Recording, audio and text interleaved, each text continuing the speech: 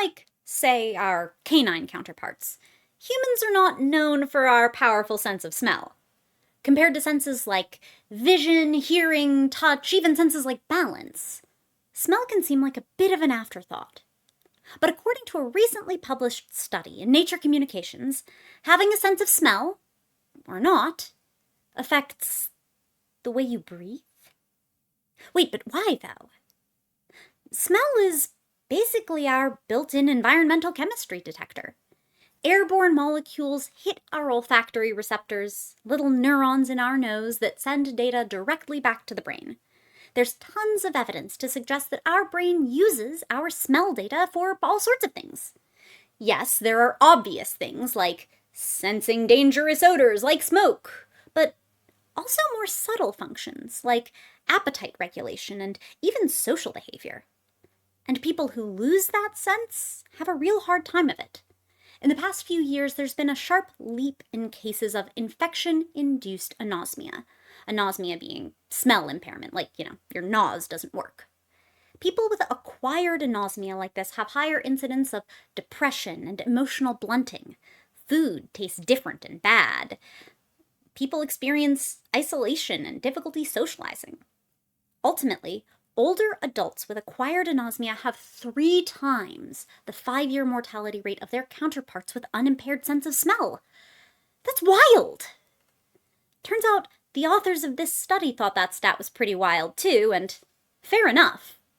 After all, if you have acquired anosmia, it was caused by something, and whatever that something is could be driving the difference in mortality rate. It's all about avoiding the post hoc ergo propter hoc fallacy. Just because there was a higher 5-year mortality rate among people with anosmia doesn't mean that the anosmia itself caused the spike in mortality rate. And unless there are a whole lot of older adults who lose their sense of smell and start huffing dangerous chemicals or fail to notice there's smoke in their house, something more is going on here. So to separate out the sense of smell versus whatever caused people to lose their sense of smell, like a viral infection, our study's authors didn't recruit participants with acquired anosmia, but instead found about 21 volunteers with what's called isolated congenital anosmia. Like me, they were born without a sense of smell, and it's not caused by some larger genetic syndrome, it's seemingly isolated to olfactory impairment. In this anatomy diagram, the yellow part is the olfactory bulb, the part of the brain that processes smell. The little tails hanging off it are the olfactory receptors in your nasal cavity. Most people with congenital anosmia have a reduced or even absent olfactory bulb. We just don't have the hardware for a fully equipped sense of smell. So these authors have these 21 people born without a sense of smell. They get 31 folks with a normal sense of smell as controls, and our researchers say to themselves, well, we use our noses to smell and to breathe.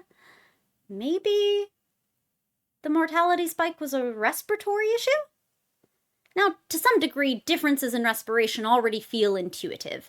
Someone with a normal sense of smell might avoid breathing through their nose when they pass a garbage dump, but breathe in real deep when there are cookies baking in the oven.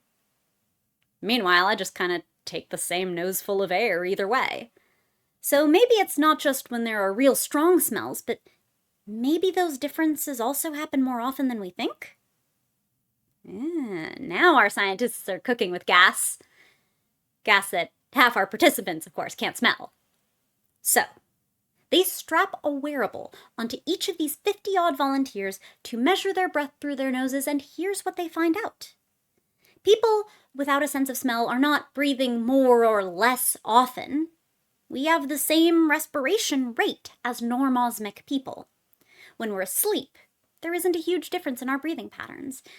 You sit people with a normal sense of smell down in a room, and if you deliberately air filter odors away, their breathing patterns aren't that different than people without a sense of smell.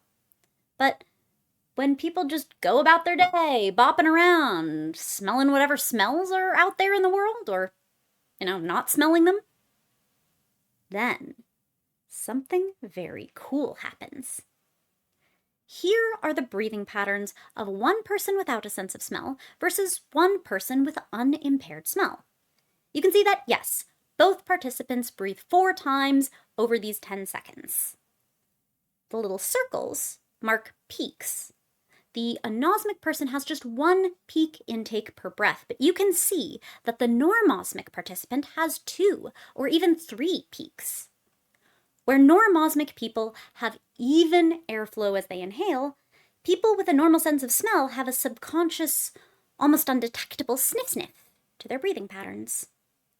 The differences in breathing patterns were pronounced enough that these scientists could look at the patterns alone and predict, with not perfect sensitivity, but pretty reliably, like 83% accuracy, whether it was the breathing pattern of someone with anosmia.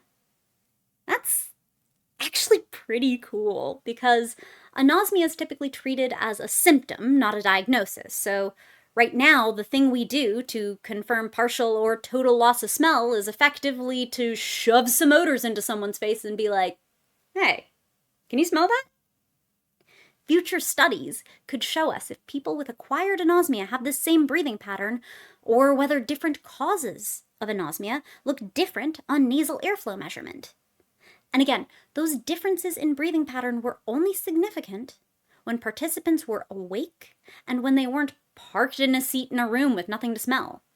And I mean nothing, not just nothing interesting like marinara simmering on the stove in the next room.